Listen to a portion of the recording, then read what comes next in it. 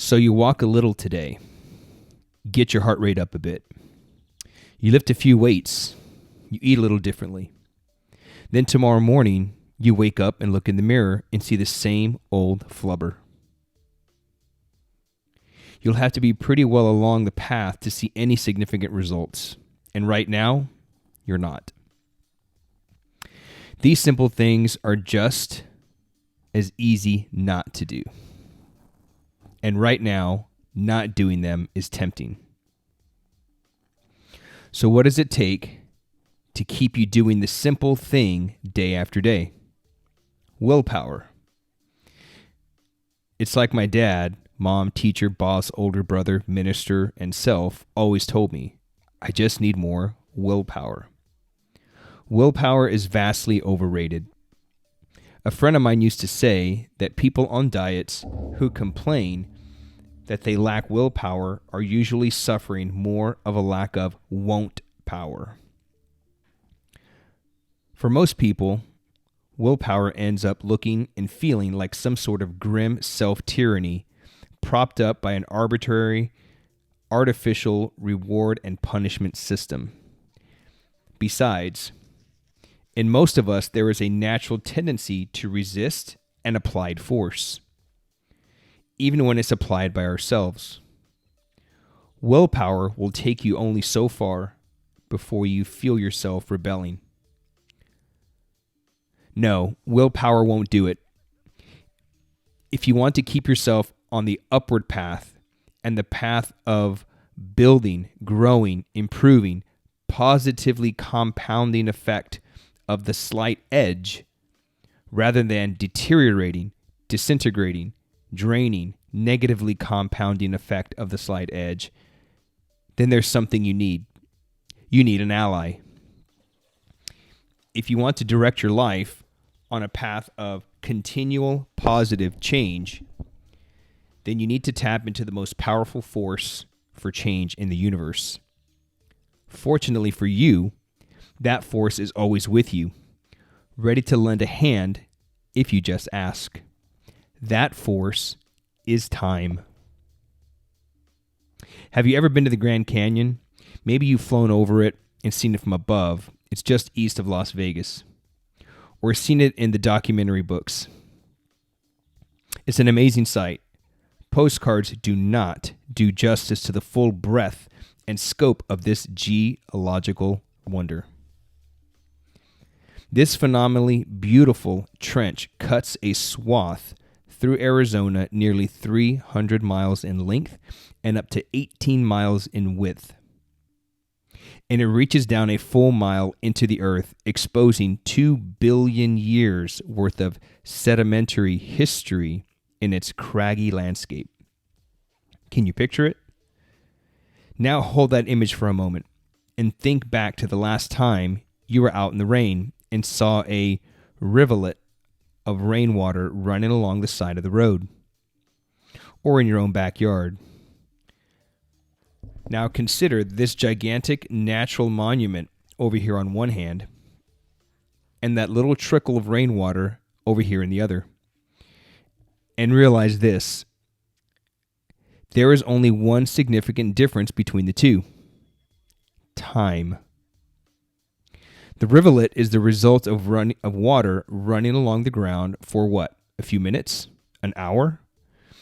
The Grand Canyon is the result of the same substance running along the ground in the same way, only for some 6 million years. One of the amazing things about the slight edge is that it's a very generous process. It requires only a minuscule contribution from you, and yet it offers you a gigantic return. It demands of you only a penny and gives you back $1 million. Starting with a penny is your part of the deal. The universe around you supplies the rest of the equation. And the forces it uses to do that is time. You don't need millions of years to see the impact of time. It took only 31 days for the water hyacinth to cover the pond and the boy's penny to grow into a fortune, and only an hour or so to save the little frog's life by turning cream into butter. The moral of the frog's survival through his ordeal in the cream bucket is not about the little creature's perseverance, determination, or willpower. It certainly isn't about his strength. The force of those little paddling legs was minuscule. The point of the story is the power of time. His weak little efforts weren't having any real impact on the cream, which was why his brother gave up. Not, that is, until an ally came to his side. The point of the story is that one of those two frogs kept his efforts going long enough for the power of time to kick in to join him. The secret of time is simply this: time is the force that magnifies those little, most imperceptible, seemingly insignificant things you do every day into something titanic and unstoppable.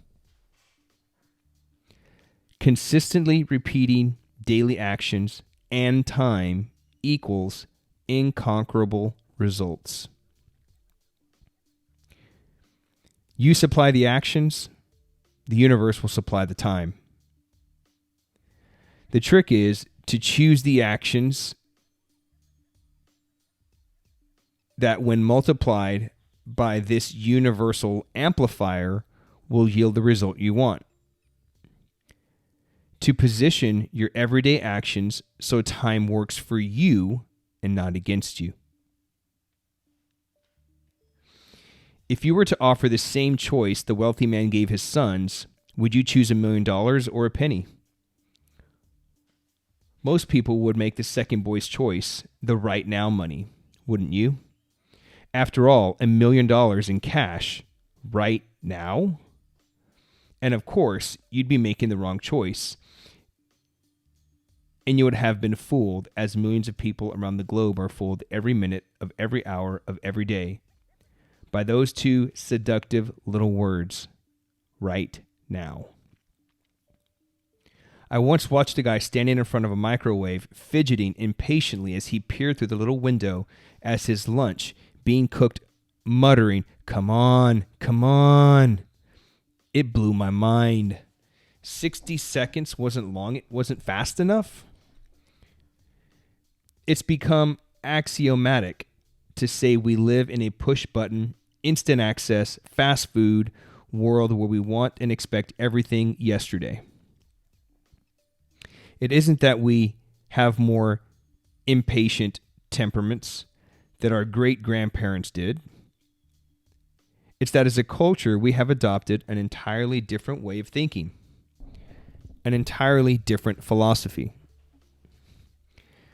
This is a natural progression in life. You plant, then you cultivate, and finally you harvest. In the days when we were agrarian society, everyone knew this. It wasn't something anyone had to think about. It was self-evident, just the way things were. Plant, cultivate, harvest. But that's changed. Today we have to learn it. In today's world, everyone wants to go directly from plant to harvest. We plant the seed by joining the gym, and they get frustrated when a few days go by and there's no fitness harvest. Hey, we joined the gym, right? We put in the hours, right? All 3 or 4 of them. Why shouldn't we be looking more buff? But that's the logic of the lottery. Why shouldn't I have to build the skills, relationships, and experience it, the experience it takes to earn the money? Why can't I just buy a ticket and have it? The step we've lost touch with, the one where the real, though invisible, power lies, is the step of cultivating. And that step, unlike planting and harvesting, takes place only through the patient dimension of time.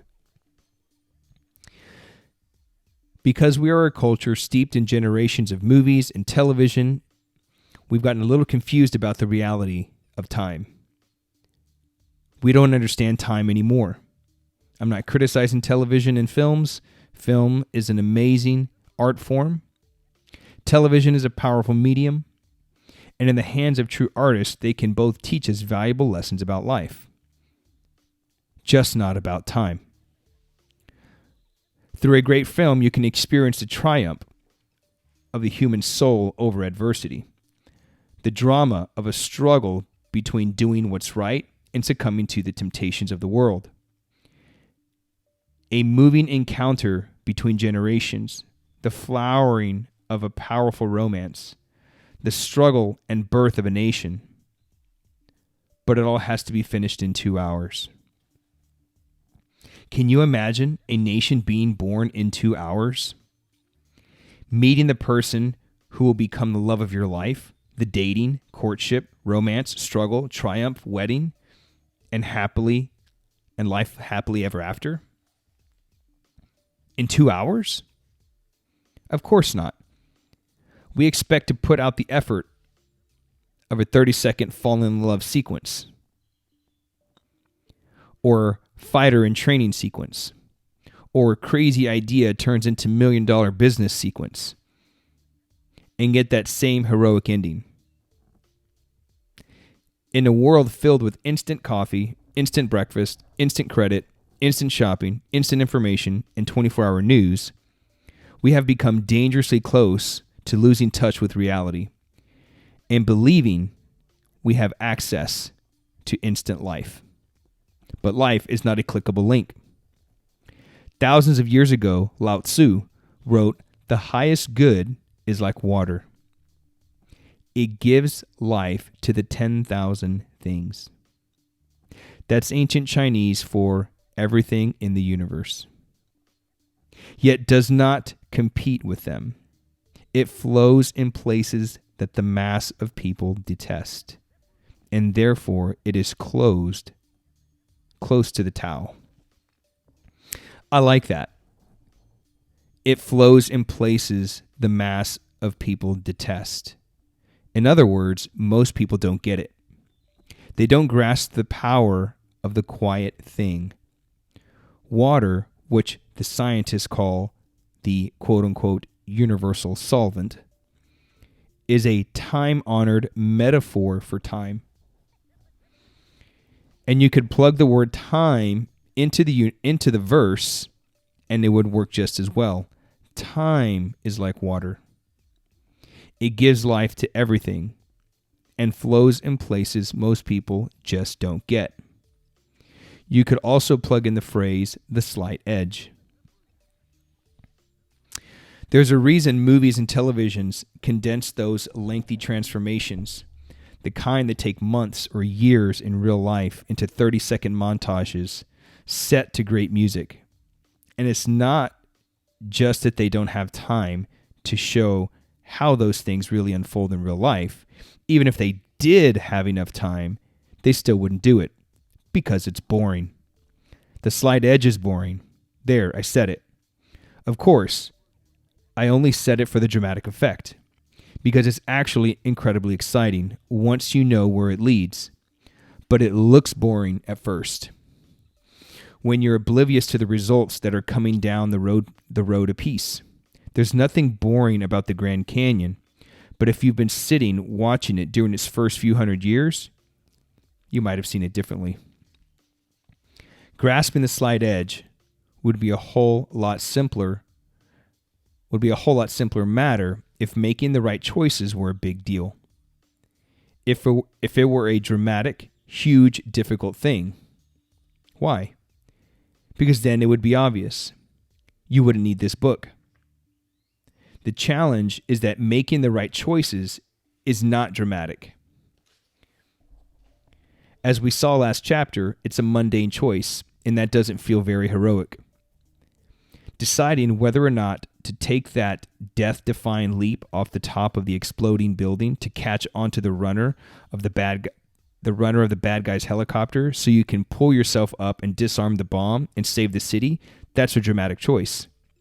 Deciding whether or not to fasten your seatbelt is an undramatic, boring, mundane little choice that nobody will even witness.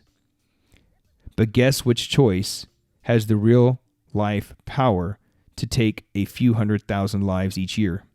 Hint, it's not the leaping off the building. When the hero makes the right choice in a movie, it's dramatic. The problem is your life is not a movie. It's real life. If making the right slight edge choices were a dramatic thing, you'd get immediate feedback. An entire movie theater audience applauding, cheering, or screaming. But that doesn't happen. And that's the big challenge of it. No immediate feedback. The thing is, it is dramatic. It is amazing. It is breathtaking. Remember the change in our company I mentioned last chapter? I went from 70 million to 400 million in 5 years. Now that was dramatic. In the big scheme of things, 5 years isn't very long, but it's not 5 minutes. And if you've been following us around with the movie camera for the first few months, even the first year, shooting a documentary, I guarantee it wouldn't have been a very gripping experience. You couldn't have seen the drama of it because there hadn't been enough time yet for time to kick in. The slight edge can carve the Grand Canyon. It can do anything. But you have to give it enough time for the power of time to kick in. The right choices and wrong choices you make at the moment will have little or no noticeable impact on how your day goes for you, nor tomorrow, nor the next day. No applause, no cheers, no screaming, no life or death results played out on the big screen, but it is exactly those same undramatic, seemingly insignificant actions that when compounded over time will dramatically affect how your life turns out. So where's the drama? It comes at the end of the story, when the credits start to roll, and that happens not 2 hours from now, not maybe 2 years from now, or depending on what particular story we're talking about, maybe 12 years or 22. Making the right choices, taking the right actions. It's truly easy to do, ridiculously easy, but it's just as easy not to do. And if you don't do them, there won't be any big drama about it. It won't kill you. It won't hurt you. In fact, it won't make any difference at all. Not today, anyway. Not tomorrow. But over time. Another good image for the slight edge is Lady Justice, the blindfolded statue. The statue itself of the woman holding the scales and sword to represent the idea of justice has been around since the days of ancient Rome. But in those days, it didn't wear a blindfold. That part wasn't added until the 16th century, during the Renaissance, in thinking that eventually gave birth to our modern ideas of representative democracy and universal human rights. The blindfold doesn't imply that justice is, quote unquote, blind, as people sometimes assume. Its point is that justice is impervious to external influence. That's exactly how you have to hold the slight edge philosophy. If you want to understand and apply the slight edge to create the life of your dreams, you can't make your everyday choices based on the evidence of your eyes. You need to make them based on what you know. You have to see through the eyes of time. Picture success and failure on two sides of a pair of balance scales, like the one held by Lady Justice. Let's say you're in a tough place in life.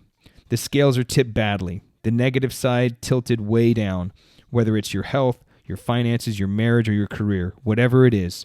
You've reached a place where many years of simple errors in judgment have compounded over time, and you're feeling it. You're behind the 8 ball. It sure would be nice if somehow you could do something dramatic. If you could just wake up tomorrow and have it all turned around, snap your fingers and change it. That might happen in a movie, but this is your life. What can you do? What happens if you add one small, simple, positive action to the success side? Nothing you can see. What happens if you add one more? Nothing you can see. What happens if you keep adding one more, and one more, and one more, and one more? Before too long, you see the scale shift ever so slightly, and then again, and eventually the heavier failure side starts to lift and lift and lift, and the scale starts swinging your way, no matter how much negative weight from the past is on the other side, just by adding those little grams of success one at a time, and by not adding more weight to the failure side. You will eventually and inevitably begin to shift the scales in your favor. Way back in the beginning, when you add the first few tiny, insignificant bits of positive action, you won't see the scales move at all, and that will frustrate you. If you nudge your choices by the evidence of your eyes, it only frustrates 19 out of 20 people, so much so that they quit.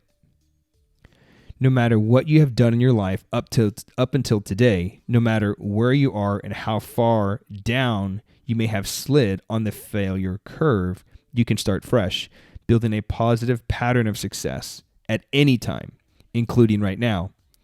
But you need to have faith in the process, because you won't see it happening at first. If you base your choices on the evidence, on what you can see, you're sunk. You need to base your choices on your philosophy, on what you know, not what you see. There is a message in a passage in Jim Collins' classic book, Good to Great, that beautifully describes the way the slight edge is so often invisible and can seem so insignificant. That is, until they build to the point of escape velocity. Picture a huge heavy flywheel, a massive metal disc mounted horizontally on an axle, about 30 feet in diameter, 2 feet thick, and weighing about 5,000 pounds. Now imagine that your task is to get the flywheel rotating on the axle as fast and for as long as possible. Pushing with great effort, you get the flywheel to inch forward, moving almost imperceptibly at first. You keep pushing, and after 2 or 3 hours of persistent effort, you get the flywheel to complete one entire turn. You keep pushing, and the flywheel begins to move a bit faster. And with the continued great effort, you move it through a second rotation. You keep pushing in consistent direction. 3 turns, 4, 5, 6. The flywheel builds up speed. 7, 8. You keep pushing. 9, 10. It builds momentum. 11, 12. Moving faster with each turn. 20, 30, 50, 100. Then at some point, breakthrough. The momentum of the thing kicks in your favor, hurling the flywheel forward, turn after turn. Whoosh. Its heavy weight is now working for you. You're pushing no harder than the first rotation, but the flywheel goes faster and faster. Each turn of the flywheel builds upon work done earlier, compounding your investment of effort. 1,000 times faster, then 10,000, then 100,000. The huge heavy disc flies forward with almost unstoppable momentum. Now suppose someone came along and asked, what was the big push that caused this thing to go so fast? You wouldn't be able to answer. It's a nonsensical question. Was it the first push, the second, the fifth, the 100th? No, it was all of them, added together in an overall accumulation of effort applied in a consistent direction. Some pushes may have been bigger than others, but any single heave, no matter how large, reflects a small fraction of the entire cumulative effect upon the flywheel. That is a few pages from Jeff Olson's book, The Slight Edge. And man, this just really spoke to me, and I wanted to share it with you today. It's the small things that we do every day, right? How easy is it to get discouraged whenever we start a weight loss program, we start a strength training program, we start like whatever it is, and we don't see that immediate process, the immediate progress, and then we stop, right? The Deadlift Daily is the slight edge.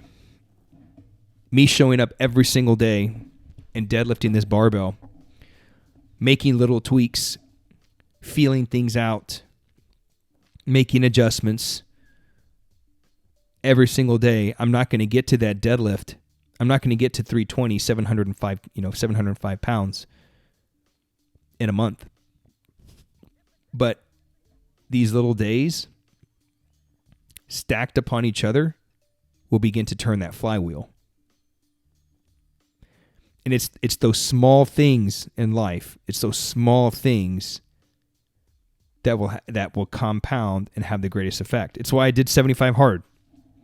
75 hard is just a framework. It's not a diet. It's not anything like that. It's a framework to make you an elite person. And it's all based around small things you do every single day. Drinking water, taking a progress picture. Like taking a progress picture is so small, such a small thing. Working out daily. Reading 10 pages from a self-development book daily. Like reading 10 pages from a self-development book once doesn't do anything, right? But over the course of a year, you do that every single day over the course of the year, right? That's 3,650 pages of knowledge you have now acquired. But over the course of the first couple of days, it's insignificant, right? The boil the frog moment is the slight edge, right? I've talked about that in previous episode, that boil the frog moment. As guys, we wake up one day and it seems like, damn, dude, how did I'm 40, I'm overweight, I don't recognize who I see in the mirror. That was the moment I had, when I kind of stopped competing in jiu-jitsu in 2014, from that time until 2019, when I got up to 224 pounds, I went from 190 to 224. It was almost like overnight, but it wasn't overnight. It was the small errors in judgment that I committed every single day over the course of 2014, 2019, over the course of 5 years. It was the boil the frog moment. Right? There's no specific time when we can pinpoint that frog suffered under the water. Right? We talked about this in the demoralization, right? How to break a strong man, right? We talked about this. And we can't really pinpoint that time because it's those small errors in judgment. And it just reminded me of a reading from the other day where this was in Mark's gospel. Jesus was in his ministry, right? He's out, he's healing people, etc. And there was this guy, his name Jairus, came to Jesus after he got out of the boat. Large crowds started to surround Jesus because they heard of the things that he was doing. And Jairus came to Jesus and he said that, like, Lord, my daughter's at the point of death. Like, if you would just come and lay your hands on her, I know that she'll be well, right? And this woman had been like afflicted with like hemorrhages for like over 12 years, and all the doctors, like, nobody could help her, and there was nothing they could do, and she was just getting worse and worse and worse and worse and worse. And she had heard that Jesus was coming, was in the town, and she told herself, if I could just touch his clothes, I'd be cured. If I could just touch his clothes. And when she did that, when she found Jesus and just touched his clothes, she was immediately healed. And Jesus asked, who touched my clothes? So picture Jesus surrounded by a crowd. I mean, he is like sardines in a crowd. Everybody's just like wanting to touch him. And he asked, who touched my clothes? And the disciples that were with him, they're like, Lord, you see the crowd is like pressing upon you. Like, everybody's touching you. And yet you ask, like, who touched me? But Jesus said, no. He felt something very specific. A woman of great faith who just simply touched his clothes. He knew that some of his power went out. It was that little thing. And it's those little mustard seeds of faith that if we just had the faith of a mustard seed, like amazing things would change in our lives, right? And so it just reminded me of that reading as I was going through this book, The Slight Edge. And, it's essentially about all these little things in life that we do, right? Like I said, I'm not going to wake up tomorrow with a 705-pound deadlift, right? But here we are, 38 days in. After the first 30 days, I'm already at 50 pounds. Not a personal best, but I'm up 50 pounds from an estimated training max. Me showing up every day, technical days, working on little aspects of the deadlift, those things are going to compound. And I'm slowly turning that flywheel to where, and the crazy thing is I've lost weight since starting this, right? I started this, when I started the 30 days of deadlifting, I started this at 212. I was 212 pounds. And as of this video, as of today's episode, I'm about like 197, right on the cusp of breaking to 196. First time under 200 pounds since 2013. And so I'm actually stronger because now I'm pulling more weight relative to my body weight. And a lot of times as you drop weight, your strength decreases also. But I'm getting stronger because that flywheel is turning, And I'm just here to tell you, friend, like if you're trying to lose weight, if you're trying to trim up, lean out, don't be discouraged because you've done it a couple of days. Like, remember, what's the saying? Rome wasn't built in a day, right? And also consider Rome also didn't decay and fall apart in a day, right? It took time, right? That's the power of time. We've talked about time on another episode. I believe it was like Einstein time, right? We talked about the concept of time there too, and how you're the source of time. But the truth is, to lose, since starting this journey of myself, it's been coming up on a year.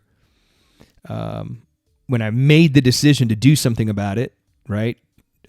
June of 2019, I peaked at 224. Then I started kind of getting things in order, and I slowly started coming down. But I was always stuck around that 218 part, and I just didn't make the decision. And so once I made the decision, this wasn't even until 2021. April of 2021 is when I did 75 hard. And I made that decision, and I started stacking those daily little, most insignificant things that people would not see me do on a daily basis. And 224, I'm down to 197, right? So that is what? 27 pounds. But by making these small changes every single day. And here's the truth about this whole, about losing weight. To lose 5 pounds, to lose 27 pounds or 50 pounds, it requires no additional effort. Just like the flywheel. Once you get the flywheel turning and moving, that momentum starts building, and it doesn't require any more effort on your part to keep that flywheel moving. The key difference between losing 5 pounds and losing 27 to 50 pounds, like it's no additional effort on your part. It's just doing it for a longer period of time, right? And in time, it'll become an unstoppable force, just like that flywheel. So that's what I wanted to share with you today, man. It's the small things. It's the small things that you do that seem so insignificant. It's those mundane things, and you need to master the mundane. If you can master the mundane, you'll break through pretty much anything that you're trying to achieve. But today's day 38. Had a lot of lifts today, 44 total lifts. That's a lot of volume in one sitting. I was kind of nervous coming into this session. I've never pulled 44 lifts in one sitting before, so I was a little nervous. I had a little weighted ladder there. I went 445 for 2, 465 for 2, and I repeated that twice. But one of the key things that I focused on this session was, I don't know if you noticed, was keeping my chest up and keeping my head up. Normally I'm kind of like, I'm not so much like looking down as I'm pulling, but I'm like, my head is neutral and I'm kind of just looking out like 2 feet out in front of me. But what I focused on doing was picking my chest up and really keeping my eyes up and almost like looking straight ahead, That's kind of what I was focusing on doing. There was keeping my chest up and my eyes up during the pulls. And when I did that, man, my posture was better, my position was better, and the pulls were a lot smoother. So I worked up my top lift today was 265 for 2, and then from there I started working down, and then I finished off with some Zercher squats. But strength is sticky, man. It's sticky, meaning that it specifically around things with like the deadlift is it stays, you know. I was able to add that 50 pounds in 30 days because of the huge base and foundation that I built the few years before building up to that's 290 kilo, i.e. 639 deadlift, right? Yeah, I'm not near that right now, but the baseline, like I was able to make that quick jump to that, right? On top of, you know, how I was planning everything out. And so, deadlift definitely isn't what it was before, but compared to like pressing and endurance, like those are things that don't stick around very long, right? Like if you build up, let's say a one-arm press, like say you press the beast, and in order to keep that there, you got to keep pressing, right? They always say in order to press a lot, you got to press a lot, right? Which there's some truth to that. But endurance, once you peak your endurance for, let's say you're planning for the snatch test, you don't stay at that peak state. It only lasts, I want to say it lasts for about, based off of like some of the research I've seen, it only lasts for about a week. You know, it only lasts for about a week. And if you peak too soon, you'll crash and burn on the event time, on the, you know, if you're planning to do your snatch test or competition for jiu-jitsu, whatever that is. But maximum strength, like deadlift, that strength is sticky. It sticks around, and it doesn't take a whole lot of time to get it back. And right now, I'm in the middle. I can feel that flywheel. I can feel that flywheel churning, and I'm really excited to see what happens as this goes on. So I'm going to keep riding this wave, man, until something doesn't work, until I got to, you know, take a step back, reevaluate. But that's all I got, man. I appreciate you watching these videos. And if you watched the last couple of videos, we're getting ready to launch a new coaching program, deadlift, the Next Level Deadlift program. If you're interested in learning about what the Next Level Deadlift is, drop me an email, hector@strongestheck.com, subject line interested. Okay, subject line interested. Essentially what it is it's a 16-week coaching program, right, where I'm going to help you master the skill of deadlifting.